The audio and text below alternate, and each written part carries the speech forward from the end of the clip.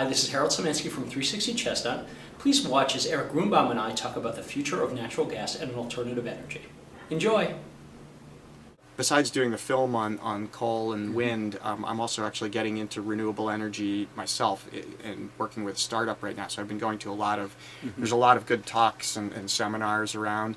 And I went to one that talked about some of the really great other opportunities in the renewable energy space. And one of them is that there are so many houses that are effectively, that can't get natural gas, and they're burning oil or other, they have a term for it, they're like non-regulated fuels, basically. I mean, they are regulated, but they're not sent to you by a utility. They're, you know, you buy the oil from an oil company or you buy propane, and there's just a huge number. I think Vermont had 90% of its houses are burning non-regulated fuels, and all of this, you know, there's just a huge opportunity for you know, places like Vermont and even Massachusetts has a pretty high.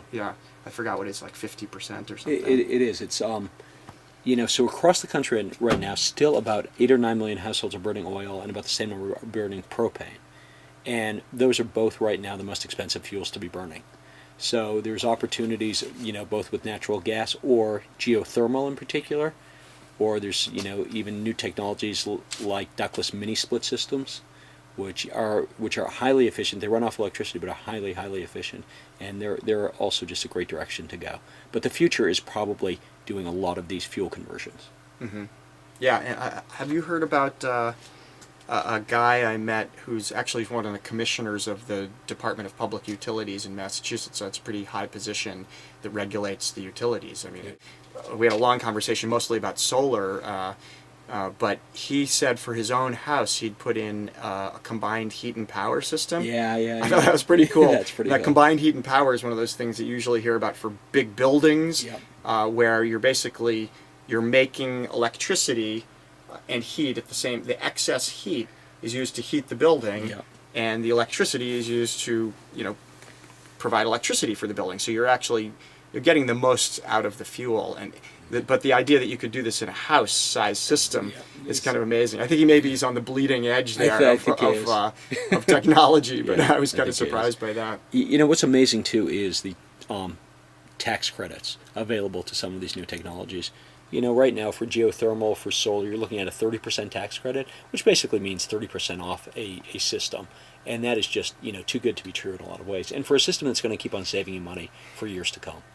Yeah. Now, geothermal, what I hear about geothermal is that it's pretty expensive if you're doing it for one unit, but if you can kind of combine forces, and let's say you've got a multi-unit building, then it actually makes, you know, you're only drilling one, the same way we saved money by doing two identical systems at the same time. If you're doing a geothermal that's supplying 2 or 3 or 4 residences or more, then you can pay for that high capital cost by sharing it, basically. Yeah, you know, I think geothermal, and I have a geothermal system that I put in, and it runs the heating and cooling for 5 units, so about 12,000 square feet of livable space.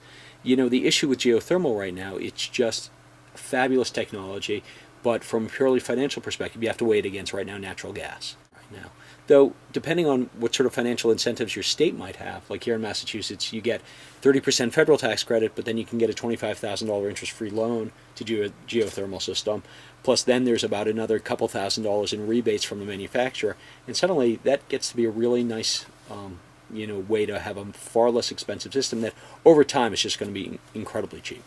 Yeah, well, the natural gas thing is, you know, we're at historic lows for natural gas because of all these discoveries, but of shale gas, Marcellus shale gas, you've probably heard all about it. It's basically making gas prices lower than they've ever been, and they're going to continue. People say they're going to continue going lower until we start selling the United States is going to start selling its natural gas into the world market, where the prices are about I think 5 to 10 times higher. So once we start selling our gas at world prices, what's going to happen is it's going to push our prices up, the way oil is a world market. So I think that we're in kind of a temporary situation where natural gas is very low, but it's not necessarily going to continue for. I mean, I know there's the first export terminal is now being built, I believe in Louisiana or Texas or near the border there. So when we start exporting natural gas, that's when our prices are going to start going up.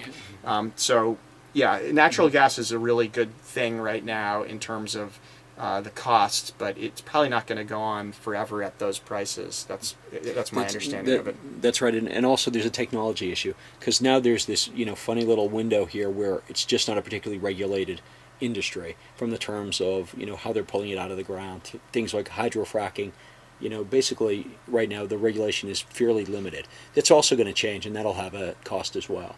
So I think on both fronts you're going to see natural gas sort of bump up in price over the next few years.